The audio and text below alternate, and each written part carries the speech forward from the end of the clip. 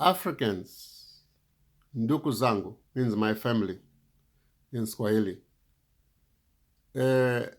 Mina shirikana sana na njuu ya Africa. Means I'm not happy because of Africa.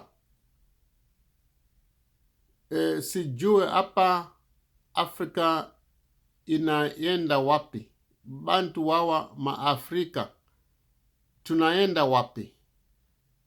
I'm unhappy because we don't seem to see where Africa is going. Where is it going? Tuna mpango. Nishi kuona Afrika, bantu maafrika ana mpango wa kupitisha Afrika. Mpango moya kuti bantu yote tikue tikamate uyu mpango. I am saying, it doesn't seem, this is Swahili, it doesn't seem that we have a plan. It doesn't seem that we have one plan that we can all rally behind. So we can follow that plan and it can take us somewhere. Sasa mimi hapa sasa, mina waza mingi kuti maafrika awa anajua kitu wanafata. You know, I'm unhappy because I'm trying to ask and think, do these Africans know what to follow? Are they following anything? Wanafata kitu? Are they following something? Hallelujah. Sasa hapa, mina nataka kuuliza wewe kitu moya. I want to ask you one question. Ni nini wewe unawaza Afrika ama Afrika aweze kufata kuti Afrika itakuwa pale tunataka otipenda Afrika ikuwe? I'm saying in Swahili, what is it that you think we should do? What do you think it could be done for Africa to be where it is to be? Ni nini tifate hapa sasa ifema Afrika kuti Afrika itoke pa chini iende pa yulu? What is it that we can do for Africa to be lifted from where it is to a higher state? Ni nini tifate ile? What is it we can do? That's where the thing is. Ni nini? What is it? Tunataka kukamata kitu moya. We need to hold on to something, one thing. What is it? And like I say, ni nini tunataka kuwaza hapa sasa? Ni nini tunataka kuweka roho yetu? What is it that we can do? What is it that we need to think right now?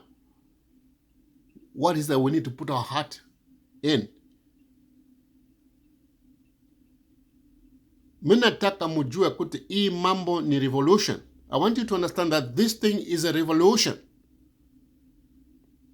What causes a revolution? Ni nini? Ni nini? Ni mambo gani? Ni mambo gani inaweza bantu kutiwa akuwe na revolution? What is it that causes people to have a revolution? What is a revolution? A revolution is people saying we are going to put matters in our hands to get what we believe we deserve. Because the person, the individual, the nation holding what belongs to them is unwilling, has been unwilling. And normally a revolution is an action by a people that have been very patient, asking.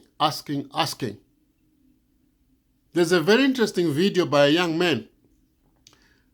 Kuna engine ka video nilangalia jana. There's a small video that I was looking at yesterday. Jana iko 3rd March. I mean leo iko 3rd August 2020. Sasa jana nilikuangalia hii ka video ka huyu mtoto alikuwa saa zingine mwaka 30 years. I was watching a video by this young man wa umu Africa 60 years ago. I mean 70 years ago, kuma 1960 alikuwa kwa America. I've been watching this video. Huyu mtoto alifata hii mambo ya freedom 70 years ago. Alifata mambo hii na aba bantu kuti batangarie isu kuti tiko bantu. He was fighting the battle that people should understand that we are people. It shouldn't be difficult for these white people at the time that we are people. They were saying they wanted the truth. They want the truth, but the truth is that we are human beings, but they're denying that. You see, this is where now 70 years later is exactly the same thing. But what is the problem? Now the difference, in 1970, they had no control. They were in a land where they had no control. And they had to fight it. They had to beg. But it's different. We are not in the same land. Hapa sasa tiko mudunia yetu. We are in our own land. Hii freedom tiko nayo. We have got the freedom. But in our minds, mukichwa yetu, tunawaza tunaangalia bantu haba wazungu kuti iko my manager yetu. We see the white men as our managers, although we are free. So what do we do?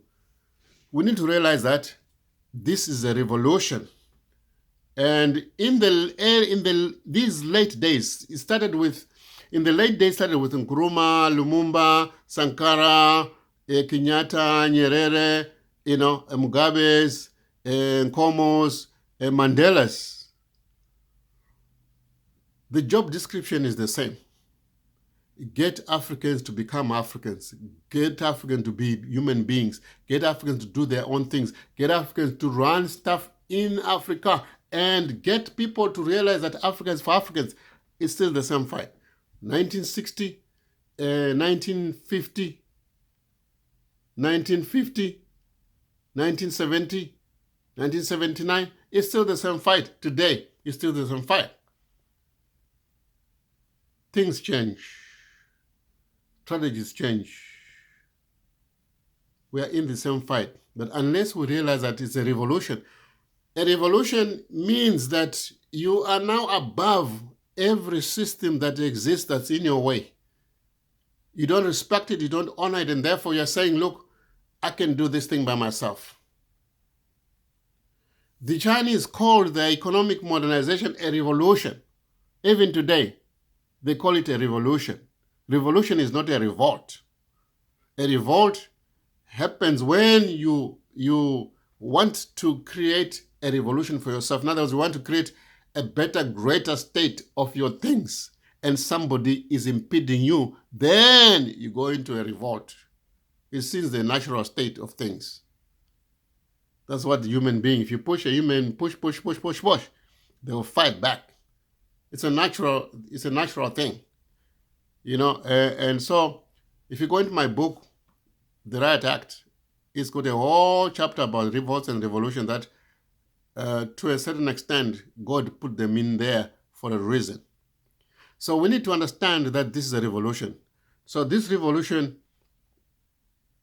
how do we engage it? A revolution, sometimes it's a progressive thing. We have Malema starting the second part of this revolution, trying to fix things in his own country. One of the things that he didn't act on or realize maybe at the time is that you don't create change that by fighting or participating with the existing system. You create a new reality to make that one obsolete. Number one. We have Malema. For Rutendo, is trying to confuse the revolution. He was bashing Malema. Malema is the beginning of the second economic part of the total revolution, the political and the economic. Is the symbol of that. We can't bash him. He could make some errors, he could make some mistakes, but we can't bash him because he stands for the revolution. Number one. Number two, we have Arikana. We have PLO. He came in, he packaged according to his purpose. He packaged our state and our time, that we could be doing things, that this is what is happening. We can't bash PLO. Personally, I have some beef to chew with him as far as the revolution is concerned. But I can't bash him on the street. He has done a great thing. He stands for the second part of the second tire of the revolution, second step for the revolution. Then comes Arikana. You can't bash Arikana. Arikana symbolizes the urgent, rapid, dramatic drive of Zimbabwe, Zimbabwe, of Africans into positioning themselves in the right place, where they can do things for themselves. I'm sure there are some errors. There are some strategies. There are some things that she can say that don't add up. And I think there are. But we can't bash her. We can't get a young man like Rutendo coming to bash and trying to undress her in public like that.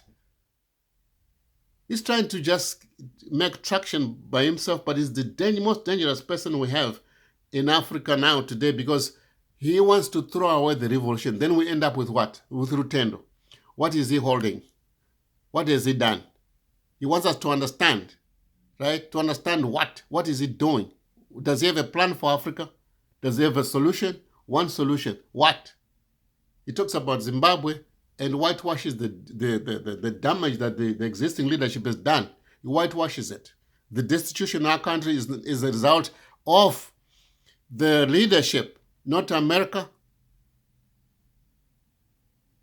He wants to bash Sister Dr. Arikana Kaur, who is doing a marvelous job.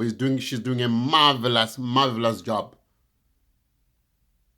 in agitating us. We're all agitated because of her. Even him got a position because of the agitation of the African that is caused by Sister Arikana Kaur. She's the third step of the revolution. Hallelujah. We can't bash her. We can't destroy the revolution. Rutendo is trying to destroy the revolution. Now, Africa is now being led by people who can't even take care of their country, supporting this leadership. They can't take care of their country and they want to give direction to Africa. That's what he's doing. We can't do that. What we need to realize the revolution, that Malema started it, the second part of the revolution, that PLO came onto it with a different perspective, or packaged in a different perspective, and Arikana comes there. There's a timing in this thing. And now comes, and then what we need to actually get it done, we need action, we need a plan. If she started something, ADDI, it's a great idea to follow. It's doing something. Rutendo, what is it doing? It's not about Rutendo. I'm just saying he's a killer of the revolution. Hallelujah. Now, the other thing now, so we say, so what do we do then? Where do we go? How long can we continue to have these steps of ladders into the future? There's to be a breaking point. There's to be a disruption. There's a disruption. Ushers the people into a new era, into a new power, into a state of self-determination, a disruption of the system. How do you disrupt it? You must have an idea into the future. Africa, a leading economy. You must be conscious of yourself. You must be conscious of what you want. You must be conscious of who you are, and what you can be. That is what is missing today. And that is what I bring you. My part is to complete the revolution. My part is to activate the revolution into something that we can act on and start Africa and drive Africa. My job that God gave me, He gave Malema his job, He gave PLO his job, He gave Arikana Kaur his job. Now He gave me the job to package the manual for our future, the steps into our future, the plan into our future, to package the disruption and creating this mindset, this new paradigm into the future. Paradigm means a set of ideas, philosophies, and mindsets packaged so that if we engage them, we enter into a totally different state and space of our time. A space that is more efficient, more effective, faster, better, greater, but under our control. But what we need, a leading idea. Africa, a leading continent in 50 years. Africa, a $60 trillion economy by 2063. Why? It will be 2.5 billion mouths of people that are trained in the highest skills. Therefore, it will explode consumption. We need an idea. We need a vision. We need a means to fulfill 2063 agenda, the Rapid Africa Plan. What we need is a fast-track modernization of Africa. We need to modernize ourselves fast. So what the Rapid Africa Plan will do is unite all the nations industrially, Within 5 years, we have complete industrial unity. And from that time, no African left behind. In parallel, we package Africa into a big business program, and have all these nations acting as business units, it's all about business, running business in their nations. Everyone within the next 35 years rising all at the same time under one template, one planning model, all led from a central point. We say Pan-Africa. Pan-Africa means